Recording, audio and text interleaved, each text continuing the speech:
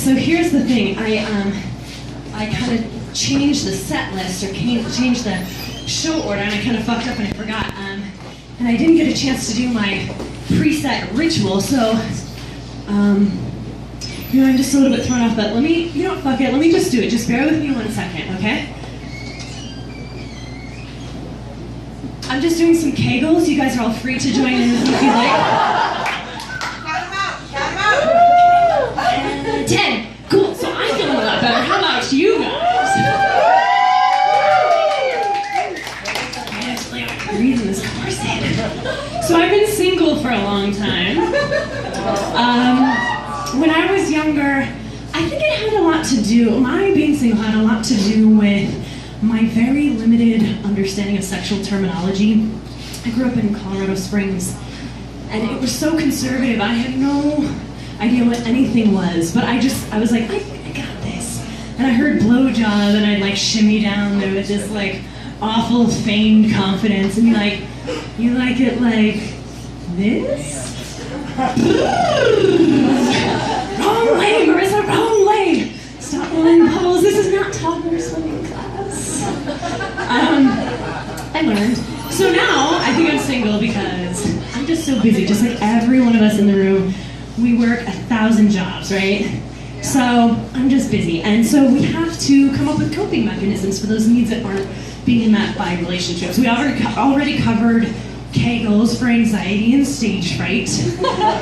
It works wonders despite my heavy breathing. It's the corset. I'm actually super calm right now. But also, there are the physical needs that aren't being met when you're not in a relationship, So one of the things I've come up with, do we all know what a clairsonic is? The giggles in the room give you away.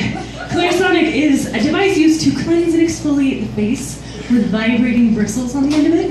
I don't want to go into too much detail, but I will say it's not just good for facial hygiene. And sir, don't look at me like that. Like you've never stuck your penis in a vacuum cleaner before. Don't leave it. Please. I would assume at least once, sir. No, but the dating scene is super weird, isn't it? Like, can we all agree that this is super bizarre? And it's always been weird. It's changed, but it's always been weird. Look at any fairy tale. Sleeping Beauty, have we read this lately?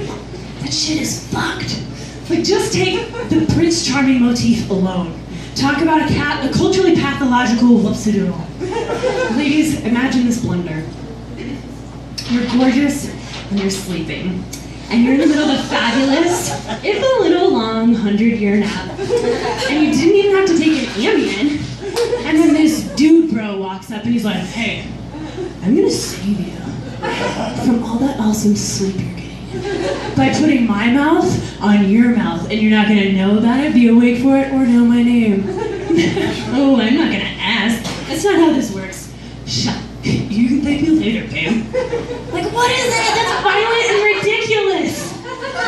We're lucky. We live in a place like Telluride where we have a lot more awareness about consent and things like that, and I think maybe the rest of the country. However, hooking up is still super bizarre here. Guys, this is a real day in my life that happened last summer. There was a new guy that moved to town, and I've still never met this individual. He moves to town, all the girls start hanging out with him and getting crushes on him. I wake up one morning, this is one day, all this happened in one day. I wake up one morning, have breakfast with a girlfriend, and she's like, oh my gosh, Marissa, he's so amazing. He just has this jawline, and he has this beard, and he just nuzzles you with the beard, and it's amazing. Ah. And I was like, whoa, cool. And then I go to work, and one of my coworkers is like, he's just so sensitive. He does yoga, he's so intuitive, and he's so sensitive. It's amazing. Weird, okay, cool, same guy. And then I go to dinner with a third girlfriend, same day, same guy. And this girlfriend's like, girl, he is a riot in bed. It is ridiculous. He is fucking amazing. Who is this guy? I haven't even met him. What does he have? Like a butterscotch flavored penis? What the fuck is that? Ladies in the room, I want to hear you roar. Give it to me. See, that's power. That's powerful. beautiful. Young women in this country are just that. They are free and beautiful, and we can do anything.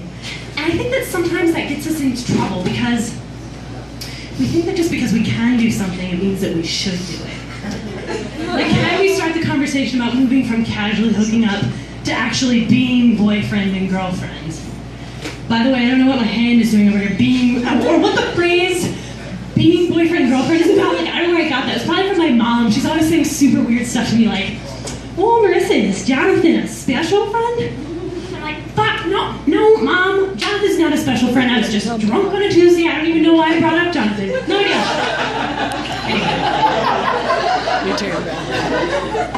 Anyway, can we start the commitment conversation? Yes. Should we? I don't know. Because in my experience, I really feel like it just works out better if you let them pursue you. You know, just relax and let them come to you and start that conversation. And they're gonna fuck it up. Like, they're gonna say something dumb. They're gonna say it shitty, like, "Hey, so, babe, are you hooking up with anybody else? Because I'm not hooking up with anybody else." And just, "Cool, so you're not hooking up with anybody else? Cool. Awesome. So you wanna smoke a bowl or eat some pizza or something?" Cool. Ryan, this guy gets it. Have you said it? You might have said it. But you do love your fucking pizza. No, but I really do think, like, in my experience, every time I try and have that conversation, I start it when I'm like, should we be monogamous? Should we be committed? I feel like I have to approach a man like a cornered animal. You know, like coax him out.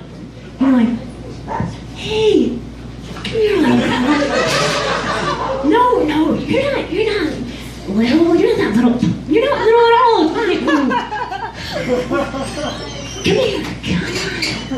Come on, little fella. Come here. No, I'm not gonna hurt you. Ooh, I don't have any expectations about this. Come here. I would never hold my insecurities against you. Come here. And then I get super fucked up because I have one of those awful trap sets. It's like an upside down box and a stick, and then there's a string attached to the stick, right? So you get the string, and then the stick falls, and the box collapses on your brain, right? Girl's like, "Hey, I think I'm pregnant." And guy's like, and ladies, I'm telling you, you better be quick.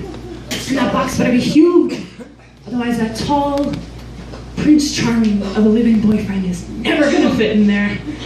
You guys, thank you so much for having me. I'm Marissa Mattys.